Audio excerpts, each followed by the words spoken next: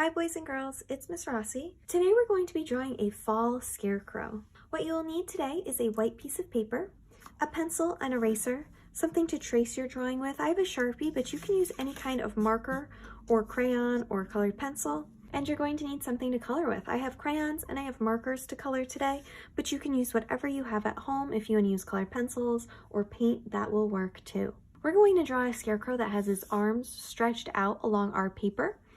So we want to hold our paper horizontal today, meaning it is longest going left to right, so we can give our scarecrow some nice big arms. And we're going to start by using our pencil to draw our scarecrow towards the middle of our paper.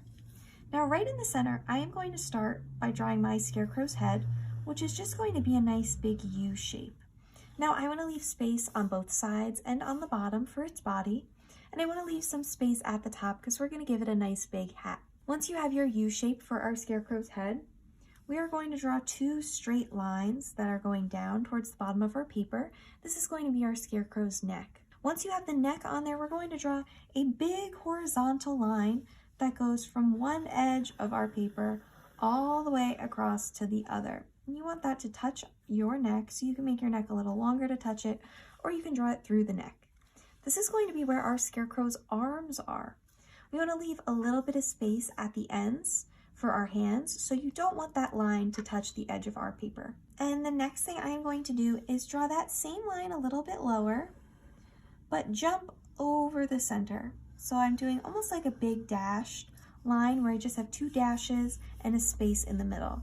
This is going to be the bottom half of our arms, and we want to leave that space there because now we're going to draw the body, which is just going to go straight down with two lines to the edge of our page. Our scarecrow is starting to come to life, so we can add some clothes.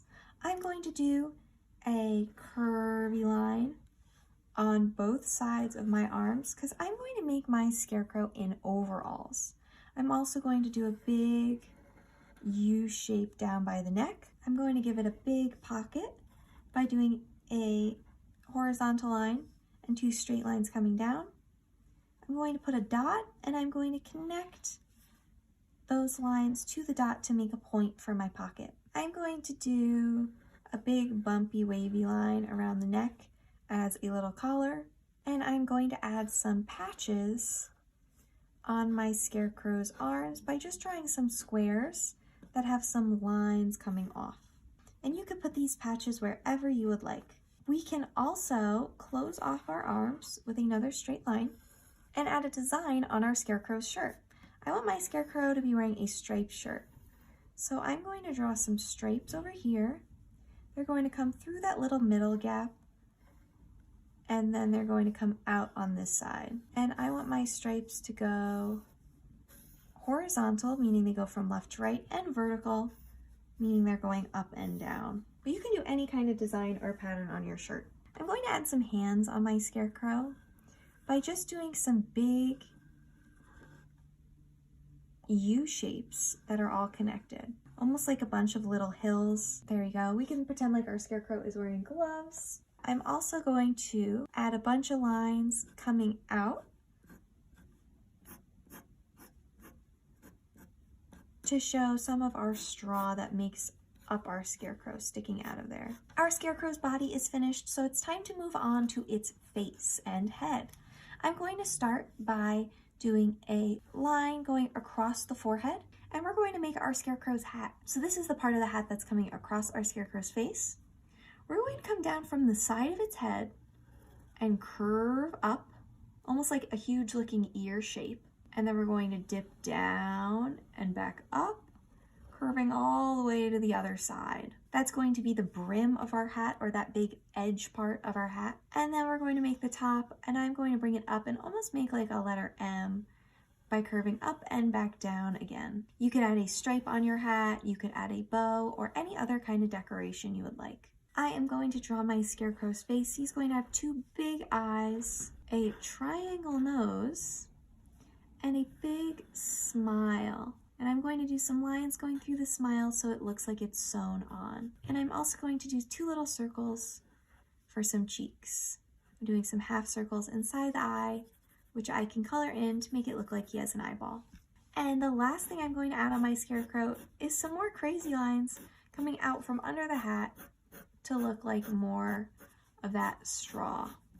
And my scarecrow is all finished. Now you can decorate your background of your scarecrow however you would like. If you want to draw your scarecrow in a pumpkin patch or in a field, you can add pumpkins in the background. Maybe you want to add some crows that it's scaring away. I think I'm going to add a big sun in the sky with some clouds. And just draw a big wavy line in the background that's not going through my scarecrow, so there's kind of like a hilly field in the back. So I can make below this line green and above it blue, so I can show some grass and sky. Now that I finished drawing my scarecrow with my pencil, I'm going to grab my Sharpie and I'm going to trace over all of my pencil lines. Now again, you don't have to use a Sharpie, you can use any kind of marker, crayon, colored pencil, or pen to trace over your drawing. We just want to go on top of all of our pencil lines so our picture is easier to see once we start to color it in. Once I'm done tracing with my pencil, I am going to go with my eraser and erase any pencil lines that I can still see, so it's okay if you do not trace it perfectly.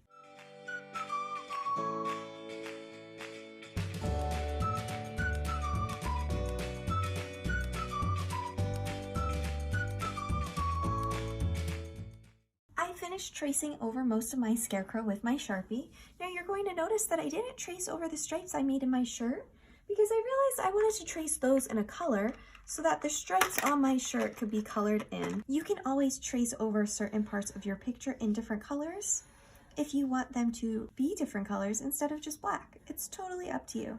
So I'm going to trace all of my horizontal lines, those lines that are going left to right, in red, and I'm going to trace my vertical lines, the lines going up and down, with my green marker. And I think I'm even going to add some extra lines in there in certain spots. And now I can start to color in my scarecrow. So I'm going to use my markers to color in certain details, and I'm going to use my crayons to color in other details. Now you can color your picture in with whatever supplies you have at home. You just want to make sure as you're coloring that you're going nice and slowly. You are filling in the entire space as neatly as you can. So we're not scribbling back and forth, we are not leaving any white space, and we are trying our best to color in our picture.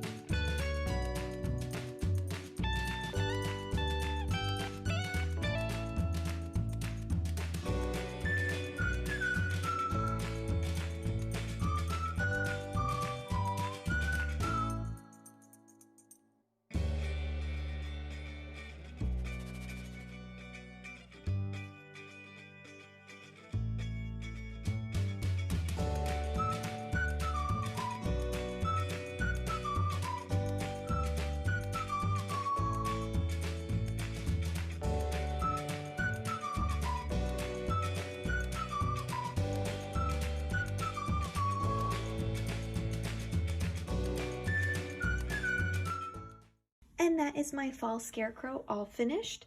I colored in some of the smaller sections of my picture with my markers, and then I went in to color in the bigger areas with my crayons. Once you're finished with your project, you can take a photo or video of it and upload it on Canvas. I can't wait to see the amazing artwork you guys create at home. Try your best, have fun, and get creative. I'll see you soon. Bye!